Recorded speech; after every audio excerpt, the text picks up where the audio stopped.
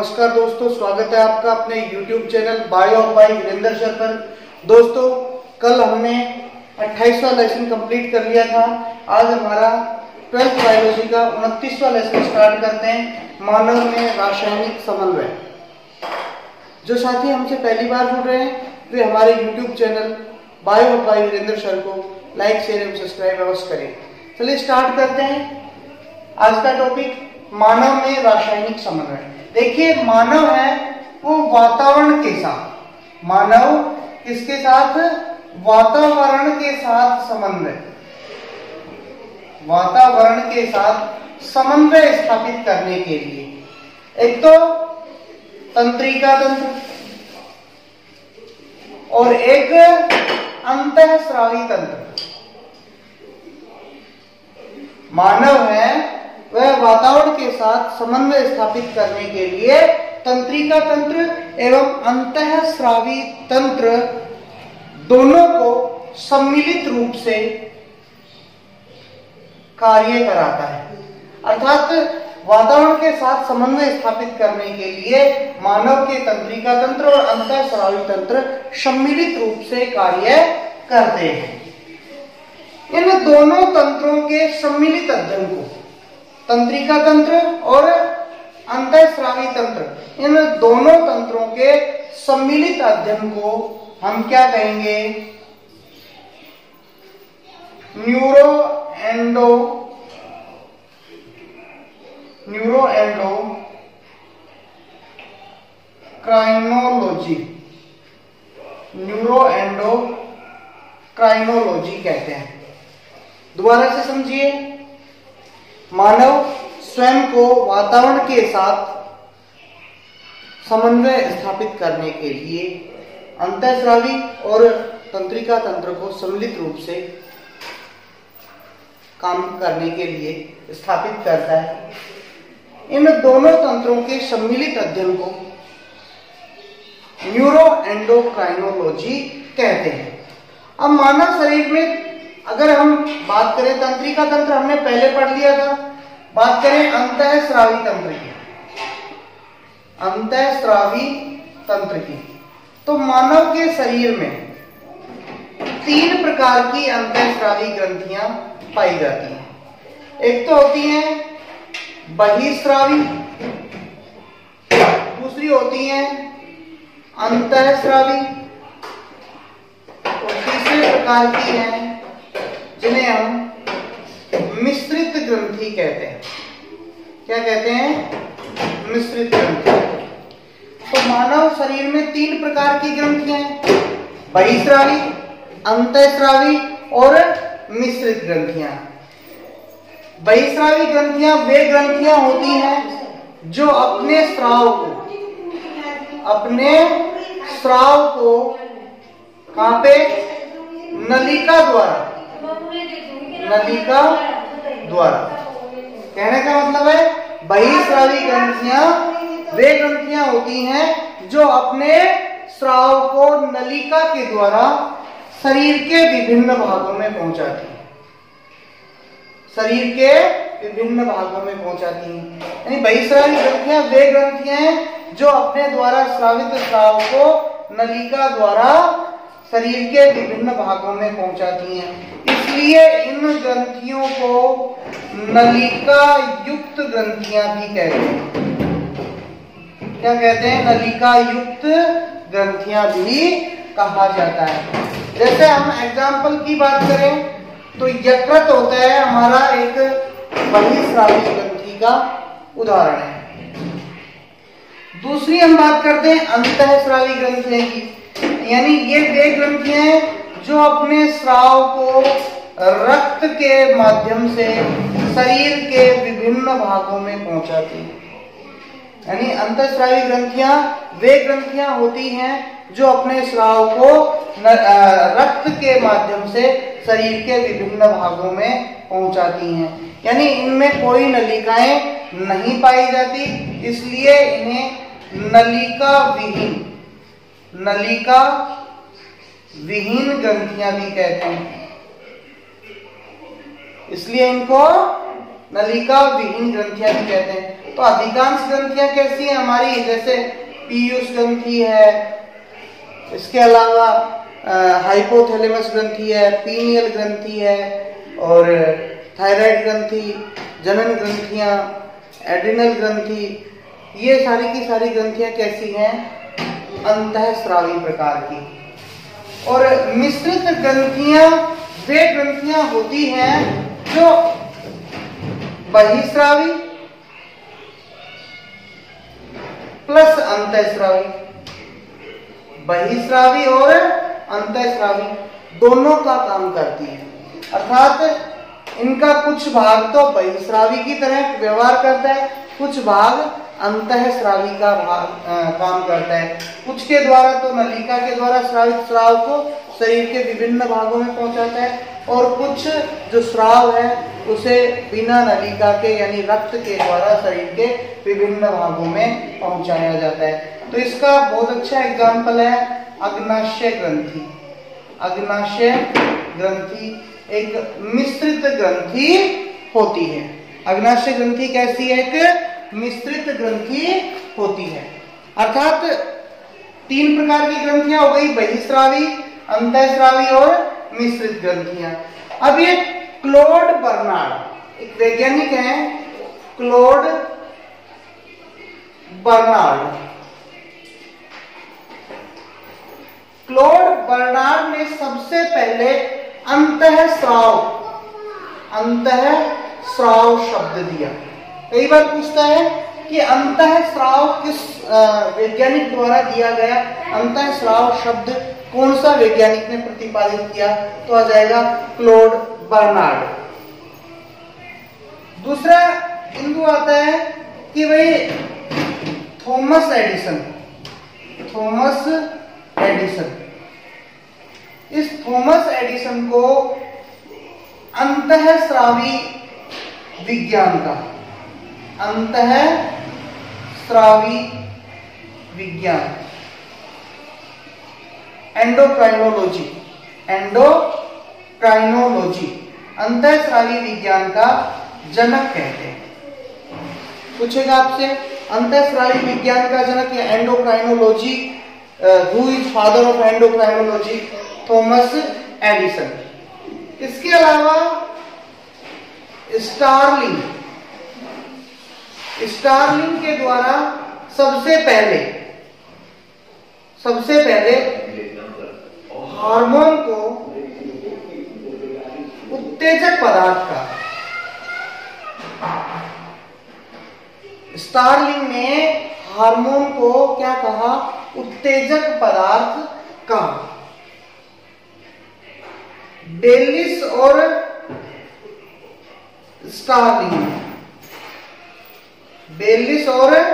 Starlink ने ग्रहणी की श्लेष्मा कोशिकाओं से, ग्रहणी की श्लेष्मा जो कोशिकाएं हैं, श्लेष्मा कोशिकाओं से पहला हार्मोन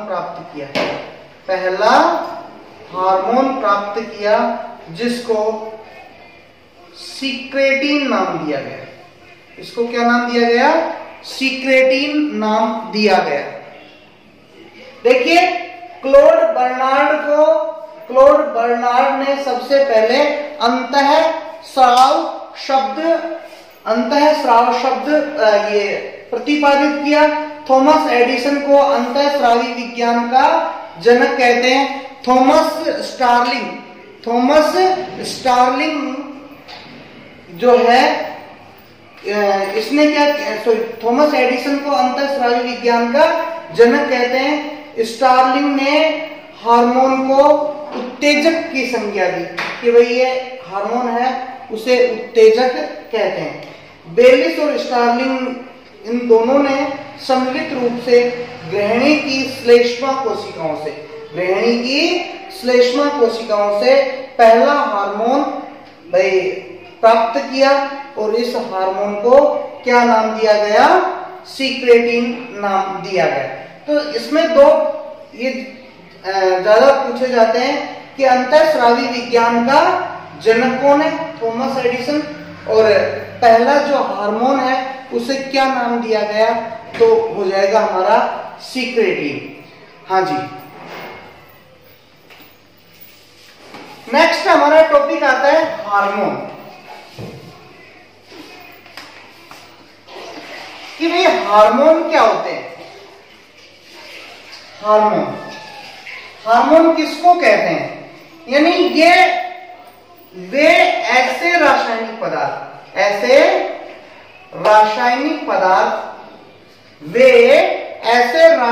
पदार्थ जो भोजन में नहीं पाए जाते। ये क्या नहीं, ये ऐसे रासायनिक पदार्थ है जो भोजन में नहीं होते हैं। हार्मोन ऐसे रासायनिक पदार्थ होते हैं जो भोजन में नहीं होते। इन्हें अंतःस्रावी ग्रंथियां स्रावित करती हैं। कौन स्रावित करती हैं?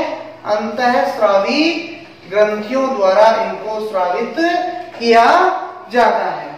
ये कम अणुभार वाले, ये हैं कम अणुभार वाले, कम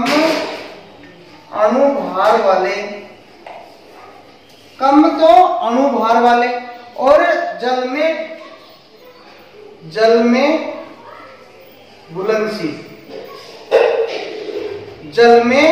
घुलनशील पदार्थ होते हैं। और इनकी प्रकृति कैसी होती है? प्रकृति प्रोटीन प्रकृति होती है। इनकी प्रकृति कैसी होती है? प्रोटीन। तो परिभाषा क्या हो जाएगी? हार्मोन वे ऐसे रासायनिक पदार्थ हैं जो भोजन में उपलब्ध नहीं होते, भोजन में नहीं पाए जाते। इनको अंतःस्रावी ग्रंथियों द्वारा स्रावित किया जाता है। अंतःस्रावी ग्रंथियां इनको स्रावित करती हैं। इनका अणुभार कम होता है और अधिकांश जो हार्मोन हैं वे जल में क्या होते हैं? घुलनशील होते हैं। प्रकृति इनकी कैसी होती है? प्रोटीन प्रकृति होती है। कैसी प्रकृति है? प्रोटीनीय प्रकृति होती है। अब जैसे प्रोटीन प्रकृति के हार्मोन कई बार पूछ लेता है, प्रोटीन प्रकृति का कोई हार्मोन बताइए। तो प्रोटीन प्रकृति का हार्मोन जो इंसुलिन हार्मोन होता है वो प्योर प्रोटीन से बना होता है। प्रोटीन के व्युत्पन्न जो हार्मोन है उनके नाम बताए। तो थायरोक्सिन जो हार्मोन है वो प्रोटीन का व्युत्पन्न है, यानी प्रोटीन से बना है। लिपिड के स्टीरॉयड हार्मोन का नाम बताइए। तो प्रोजेस्टेरोन जो हार्मोन है वो लिपिड का स्टीरॉयड होता है। प्रोटीन प्रकृति का इंसुलिन, प्रोटीन का व्युत्पन्न थायरोक्सिन और लिपिड के स्टीरॉयड प्रोजेस्टेरोन। हाँ भाई, कई बार पूछता है जो स्टीरॉयड हार्मोन होते हैं, स्टीरॉयड हार्मोन का आधार पदार्थ क्या है? स्टीरॉयड हार्मोन का आधार पदार्थ पूछता है तो कोलेस्ट्रॉल है, वो स्टीरॉयड हार्मोन का आधार पदार्थ होता है। स्टीरॉयड हार्मोन का आधार पदार्थ कौन होता है? कोलेस्ट्रॉल। तो हमने हार्मोन के बारे में पढ़ा कि ये ऐसे रासायनिक पदार्थ हैं जो भोजन में नहीं पाए जाते, अंतःस्रावी ग्रंथियां स्रावित करते हैं, कम अणुभार वाले होते हैं। अधिकांश हार्मोन है जल में घुलनशील होते हैं। प्रकृति प्रोटीन होती है। प्रोटीन प्रकृति का हमने पढ़ा जैसे इंसुलिन, प्रोटीन के व्युत्पन्न थायरोक्सिन और लिपिड के स्टीरॉयड प्रोजेस्टेरोन। और स्टीरॉयड हार्मोन जो है उनका आधार पदार्थ क्या होता है? कोलेस्ट्रॉल होता है। अब हमारा अगला टॉपिक आता है कि मानव के अंदर कौन कौन सी अंतःस्रावी ग्रंथियां पाई जाती हैं और उनके द्वारा कौन कौन सा हार्मोन स्रावित किया जाता है। यानी मानव में पाई जाने वाली विभिन्न अंतःस्रावी ग्रंथियां और उनके द्वारा स्रावित हार्मोन, उनके हार्मोन के कार्य, उनके बारे में हम अध्ययन करेंगे। तो हमारी पहली ग्रंथि स्टार्ट कर रहे हैं हाइपोथैलेमस ग्रंथि। हाइपोथैलेमस ग्रंथि, हाँ जी, हाइपोथैलेमस ग्रंथि कहां पाई जाती है? अग्र मस्तिष्क।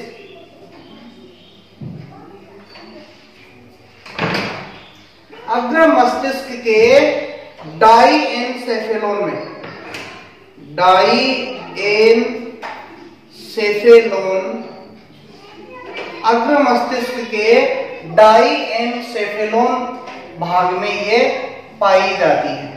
कौन? हाइपोथैलेमस ग्रंथि अग्र मस्तिष्क के डाईएनसेफेलोन भाग में पाई जाती है। इसके जो दूसर द्रव्य केंद्र है, दूसर द्रव्य केंद्र, हाइपोथैलेमस ग्रंथि के दूसर द्रव्य केंद्रों को हाइपोथैलेमिक केंद्र कहा जाता है।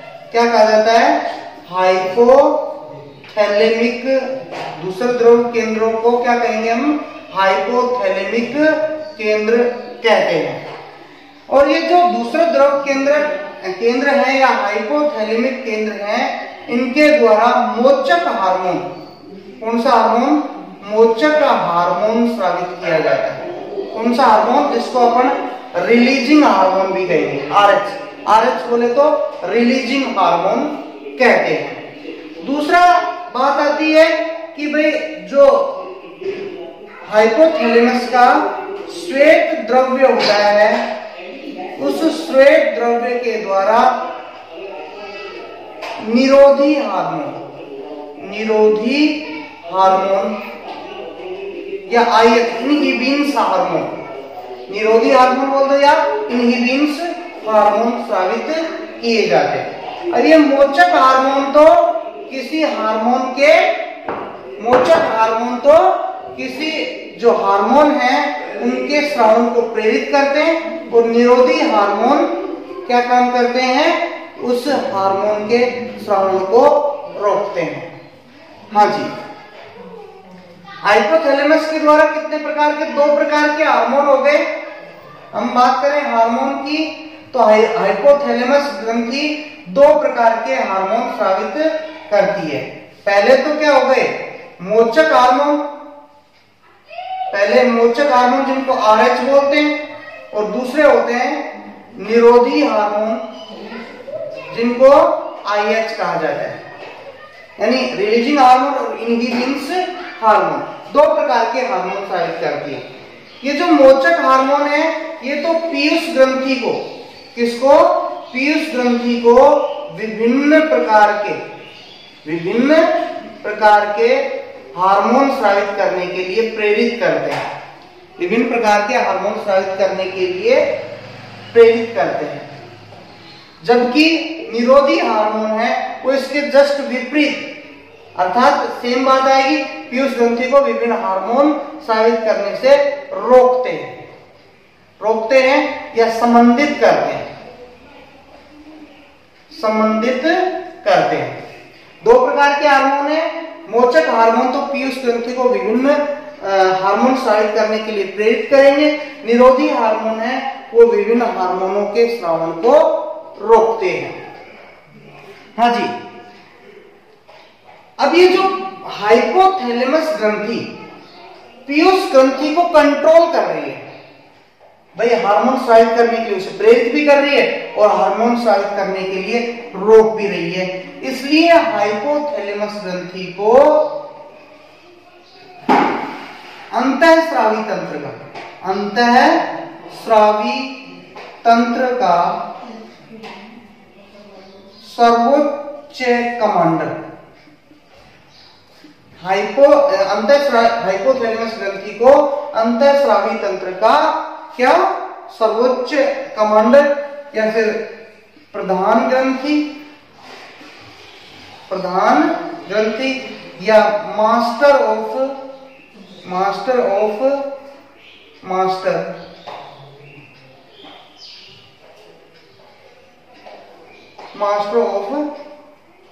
मास्टर ग्लैंड कहते हैं।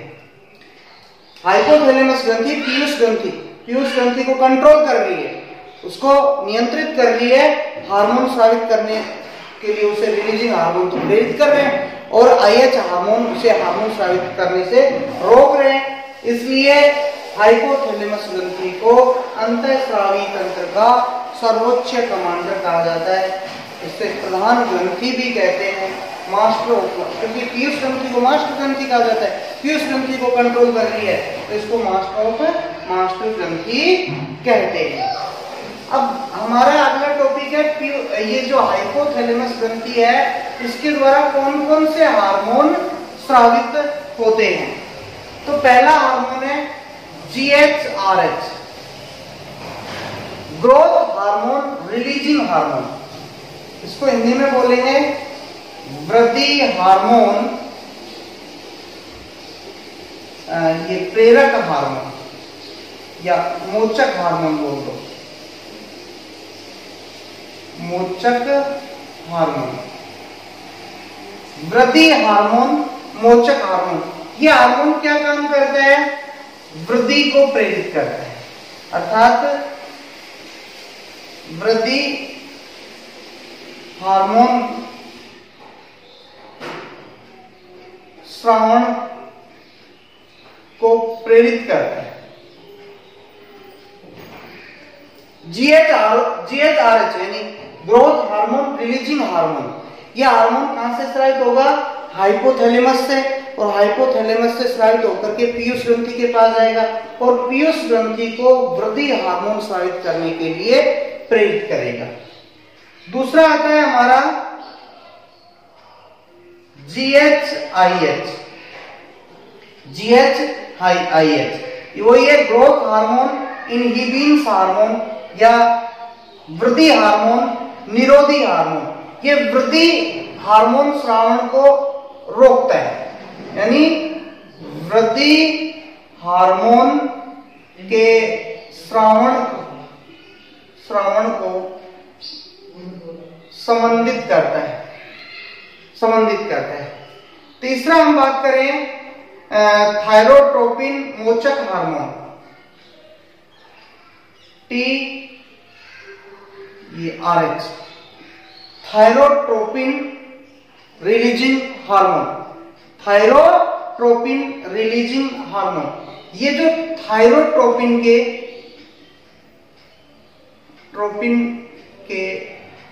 स्रावण को प्रेरित करता है, थायरोट्रोपिन के स्रावण को प्रेरित करता है। ऐसे ही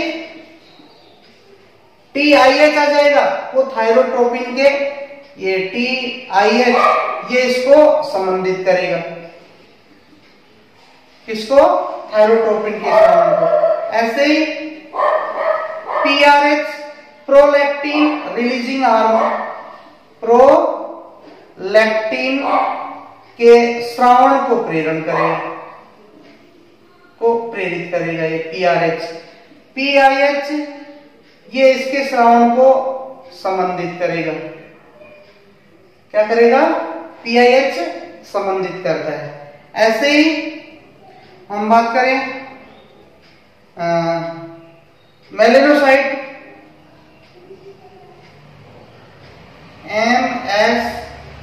MSHRH, melanocyte stimulating hormone, releasing hormone. ये मेलेनोसाइट अर्थात MSH के श्रावण को प्रेरित करता है। और MSHIH क्या हो जाएगा? MSHIH है वो MSH के श्रावण, ये तो प्रेरित कर रहा है और ये क्या कर देगा? संबंधित कर देगा। क्या कर देगा? ये संबंधित कर देता है। ऐसे ही हमारा LHRH यानी luteinizing hormone, releasing hormone, luteinising के श्रावण को प्रेरित करेगा ये, और LHIH ये संबंधित करेगा। ऐसे ही हमारा FSHRH follicle stimulating hormone, releasing hormone है। ये तो क्या करेगा? FSH के श्रावण को प्रेरित करेगा। और FSHIH है, ये FSH के श्रावण को संबंधित करता है, संबंधित करता है। दोबारा देख लो, GHRH यानी वृद्धि हार्मोन, निरोध मोचक hormone, growth hormone, releasing hormone, ये पीयूष ग्रंथि से वृद्धि हार्मोन के स्रावन का प्रेरण करेगा। GHIH ये वृद्धि हार्मोन को स्रावित करने से रोकेगा। यानी ये एक दूसरे के विपरीत है, एक दूसरे के क्या है, ये विपरीत है। जो मतलब RH करता है उसके विपरीत IH, RH हार्मोन स्रावित करने के लिए प्रेरित करता है और IH है वो क्या करता है, रोकता है। जैसे FSH-RH है, FSH-IH है, ये तो FSH के स्रावन को प्रेरित करता है और ये FSH के स्रावन को क्या करता है, संबंधित। Follicle stimulating hormone, releasing hormone, ये MSH-RH का मतलब है melanocyte stimulating hormone, releasing hormone. तो ये हमारी यहाँ पे हाइपोथैलेमस ग्रंथि है वो कंप्लीट हो जाती है। नेक्स्ट हमारा पॉइंट है पीयूष ग्रंथि। हाँ जी,